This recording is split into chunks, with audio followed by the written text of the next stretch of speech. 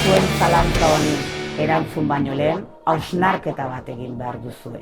Sakrifizio bat esan du? Dontzela sakrifikatu behar badu hemen jai du, Eta zu, zeute dakizu. Miren, badakizu dontzella Virginia dela, ez da?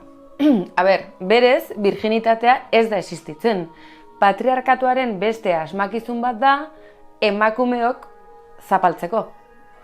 Horretan arrazoi duzu, baina, alere, miren. Iso, hausnarketa esan dut.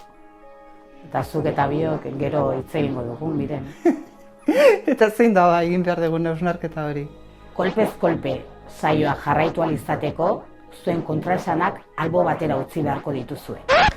Ja, ni beti joan behar da, mobilizatu egin behar da, gauzak mugitu behar ditugu, eta bada gutxienez 6 hilabetez naizela manifa batera joan. Ja, ni beti komertzio txikiaren alde eta gero Amazonen erosten ditut gauza mordoa. Zaintza, hainbeste zaintza, eta norbere buruaren zaintza.